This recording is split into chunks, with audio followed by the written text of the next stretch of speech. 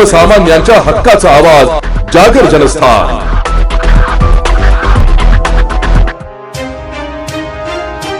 कापडणे गावापासून धनूर जवळ असलेल्या ख्वाजा नाईक नगर मधील जिल्हा परिषद शाळेतील विद्यार्थ्यांना गेल्या कित्येक वर्षांपासून पिण्याच्या पाण्यासाठी संघर्ष करावा लागत असल्याचा आरोप आहे।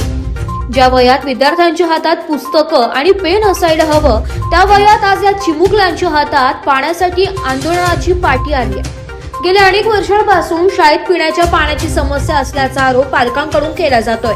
मात्र वारंवार मागणी करूनही प्रशासनाने याकडे गांभीर्याने पाहिले नसल्याने अखेर संतप्त पालक आणि विद्यार्थ्यांनी थेट ग्रामपंचायतीवर धडक दिली आहे। तब्बल 3 किलोमीटरचा पायी प्रवास करत हे चिमुकले विद्यार्थी आणि त्यांचे पालक कापडणे ग्रामपंचायतीवर आंदोलनासाठी दाखल झाले।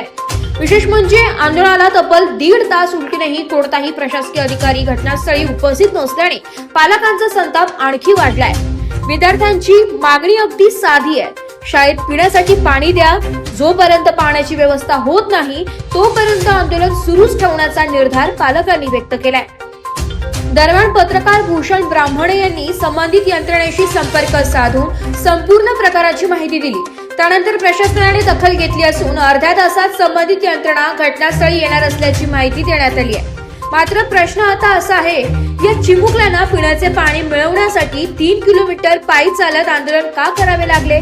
प्रशासनाला या विद्यार्थ्यांची तहान दिसत नाही का? गेल्या कित्येक वर्षांपासून समस्या असताना संबंधित यंत्रणा नेमकी करत होती तरी काय? आता तरी प्रशासन जागं होणार का? आणि या विद्यार्थ्यांना कायमस्वरूपी पाण्याची सुविधा मिळणार का? याकडे ख्वाजा नाईक नगरसह संपूर्ण परिसराचं लक्ष लागलंय। येथील शाळेतील मुलांच्या पिण्याच्या पाण्याचा प्रश्न उपस्थित झाला होता। या संदर्भात गटविकास अधिकारी गणेश चौधरी असे मत व्यक्त करतो की आतापर्यंत धनूर ग्रामपंचायतीकडून इथे पिण्याच्या पाण्याची व्यवस्था करण्यात आलेली आहे, परंतु धनूर गावाची जी मेन पाईपलाईन आहे त्या मेन पाईपलाईनला लोकांनीच इथल्याच नागरिकांनी अनधिकृत नळ कनेक्शन परस्पर घेतलेले असल्यामुळे धनूर गावामध्ये पाणी पुरवठा होत नव्हता। म्हणून या गावातील या शाळेतील नळ कनेक्शन धनूर ग्रामपंचायतीकडून बंद करण्यात आले होते। पण आज परिस्थिती अशी आहे की इथे स्वतंत्र बोर्डची आवश्यकता आहे, म्हणून आज आम्ही भूजल सर्वेक्षणचं प्रमाणपत्र घेऊन तात्काळ एक 8 किंवा 15 दिवसामध्ये इथे बालकांसाठी पाण्याची व्यवस्था करू। तोपर्यंत धनूरचे सरपंच महोदय इथे आहेत, त्यांनी कबूल केलेलं आहे, मान्य केलं की तोपर्यंत पिण्याच्या पाण्याची व्यवस्था बालकांसाठी ते करून देत आहे। म्हणजे आता मुलांचा काही प्रश्न बाकी राहिलेला नाही।